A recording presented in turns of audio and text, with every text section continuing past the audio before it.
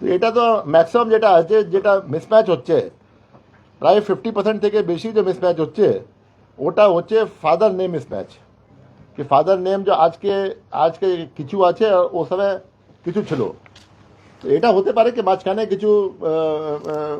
কিছু নাম আগে ছিল ও এখানে ছিল না, या কিছু আছে मतलब যেমন যেমন আমি বলছি আমার নাম মনোজ কুমার अग्रवाल, হতে পারে কি আমার নাম 2002 তে মনোজ अग्रवाल আছে। নিশ্চয়ই সফটওয়্যার তো বুঝতে পারবে না, দেখাবে কি এটা আপনার মিসম্যাচ আছে।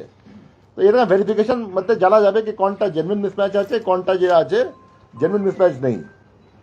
শুধু এটা ভেরিফিকেশন ডাজন্ট মিন কি এটা সবই যেটা আছে मतलब পাওয়া যাবে যোগ্য নেই।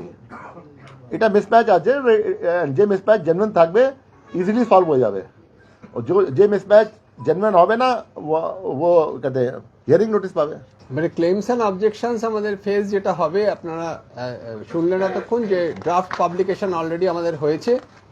এরপরে নোটিশ দেওয়া হবে আফটার 7 days, 7 দিন পর থেকে এটা নোটিশ যে জেনারেট হবে সেগুলো প্রত্যেক যে ইলেক্টর যাকে ডাকা হবে হিয়ারিংয়ে তিনি নোটিশ পাবেন, লিখিত নোটিশ পাবেন।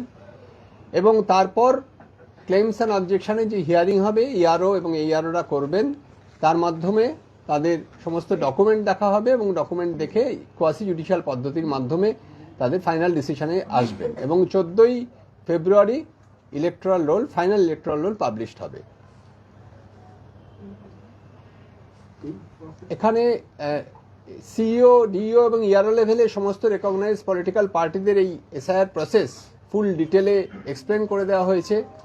বুথ লেভেল এজেন্ট যারা ছিলেন তাদেরও ট্রেনিং দেওয়া হয়েছে আলাদা করে, এবং তারা ফর্ম জমা দিতেও সাহায্য করেছেন। আপনারা জানেন যে ম্যাক্সিমাম 50 অবধি তারা ফর্ম জমা দিতে পারতেন যদি প্রয়োজন হয়। তো যেটা স্যার বললেন অলরেডি যে রাজনৈতিক দলের যারা বিএলএ রয়েছেন তারা সর্বতভাবে সহযোগিতা করেছেন। এবারে হচ্ছে যদি কেউ ড্রাফট ভোটার লিস্টে তার নাম না পান, যদি না পান তাহলে তিনি 6 নম্বর ফর্ম জমা দেবেন, ফর্ম 6 জমা দেবেন নতুনভাবে নাম তোলার জন্য, এবং তার সঙ্গে একটা অ্যানেক্সার 4 যিনি জমা দেবেন। এই অ্যানেক্সার 4 সহ ফর্ম 6 জমা দিলে তার আলাদা করে হিয়ারিং হবে, এবং সেই হিয়ারিংয়ের মাধ্যমে তিনি যে কমিশন নির্দেশিত নথিগুলি আছে সেই নথিগুলি নিয়ে উপস্থিত হবেন হিয়ারিংয়ের জন্য। তো ফর্ম 6 আপনার 3 মতন থাকবে, 3 মতন ক্যাটেগরি অ্যাপ্লিকেন্ট থাকবে।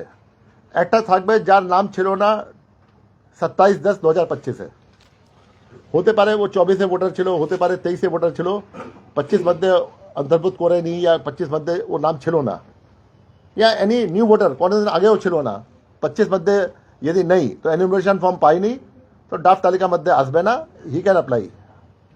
নাম্বার 2 আপনার এএসডিটি মধ্যে কোনো ভোটার যে এএসডিটি মধ্যে পড়ে গেছে, या तो आगे আদার্স মধ্যে আছে কি ফর্ম সাইন করে দিল না, या ফর্ম দিল না, या বাই সাম মিস্টেক যেটা আছে, জেনুইন মিস্টেক যেটা আছে, या ডিউ টু ডেলিবারেট মিস্টেক যেটা আছে, ওর নাম নেই খসড়া তালিকা মধ্যে, ওকে ডিক্লেয়ার হয়ে গেছে ASDT, he can apply for form 6 যেটা আছে।